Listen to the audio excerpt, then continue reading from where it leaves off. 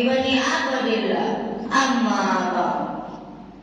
Yang saya hormati bapak-bapak, ibu-ibu, dan seluruh hadirin rahimakumullah.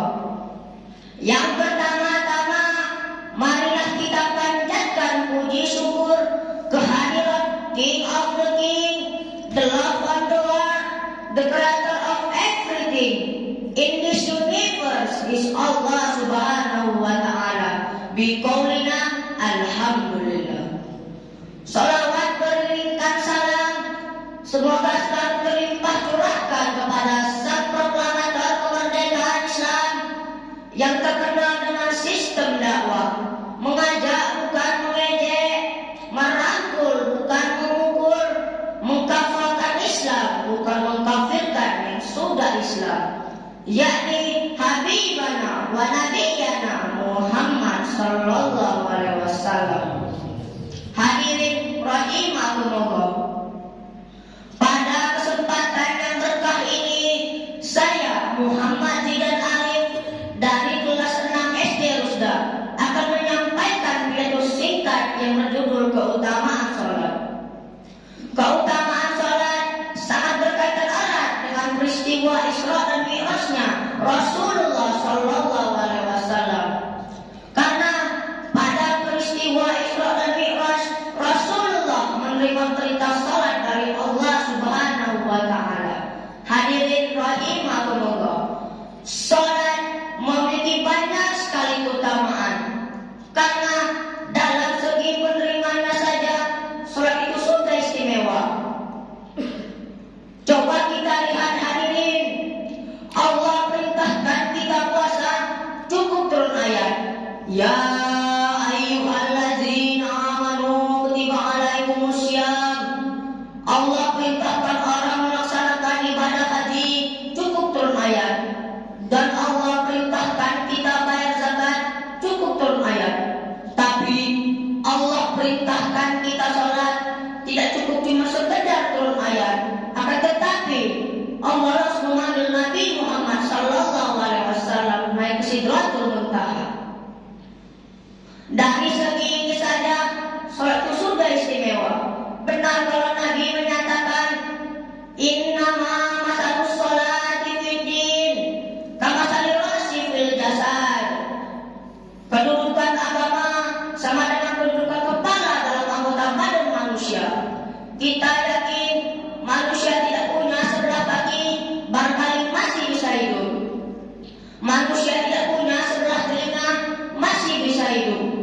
Tapi kalau manusia sudah tidak punya kepala, umpamanya masih hidup juga, barangkali itu kutilan, keturunan kuntilanak. Begitulah kita lihat kedudukan sholat di dalam agama, begitu pentingnya, sampai-sampai untuk menerimanya saja Allah langsung memanggil Nabi kita, Nabi Muhammad sallallahu alaihi wasallam. Masya Allah. Hadirin rahimakumullah. Lalu apa saja keutamaan-keutamaan sholat itu sendiri? Yang pertama, sholat modern kita. Sholat modern kita satu sifat yang disebut rendah hati. Rendah hati yang bagaimana? Coba kita lihat hadirin, anggota badan kita yang paling kita hormati adalah kepala, betul? Kalau bergurau dengan teman, dipukulnya tangan kita masih bisa senyum. Ditendangnya kaki kita masih bisa senyum. Tapi kalau sudah kepala yang begitu kita hormati, pasti kita marah, betul? Akan tetapi di saat kita sujud di hadapan Allah Subhanahu wa Ta'ala, ternyata kepala kita sama rendahnya dengan telapak kaki, betul? Makna inilah yang menjadikan orang sholat itu menjadi rendah hati. Dalam artian selesai saat kita kembali ke masyarakat, sehingga sifat sombongnya dalam diri kita itu hilang. Hadirin rahimakumullah. Dan yang kedua, sholat mengajarkan kita untuk ikhlas dalam berbuat tanpa pamrih.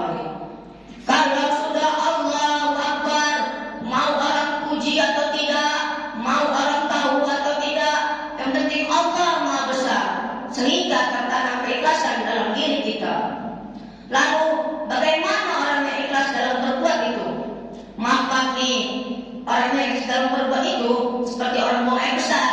Hadirin, kalau buang air besar, keras apa tidak? Walaupun malamnya kita habis makan enak, makannya sate, rendang, buahnya apel, anggur, besok pagi dibuang. Ikhlas? Pernah tuh kita jatuh di tengok-tengok, begitu jatuh, jangan-jangan ini sate, jatuh lagi, jangan-jangan ini rendangnya. Kan nggak ada kata-kata seperti itu, betul? Hadirin rahimakumullah. Dan yang ketiga, salat mampu mencegah kita dari perbuatan keji dan munkar. Sebagaimana firman Allah Subhanahu wa taala, "Innas sholata tanha 'anil fahsya'i wal munkar." Salat yang didirikan dengan benar mampu mencegah manusia dari perbuatan keji dan munkar. Dengan demikian, salat adalah keperluan kita, bukannya keperluan Allah. Salat kita baik, maka baiklah kehidupan kita di dunia. Tapi kalau salat kita buruk, maka hancurlah kehidupan kita di dunia dan di akhirat. Nauzubillah, summa nauzubillah min dzalik. Hadirin rahimakumullah, mungkin hanya ini dapat saya sampaikan. Kurang dan lebih saya mohon maaf, dan pada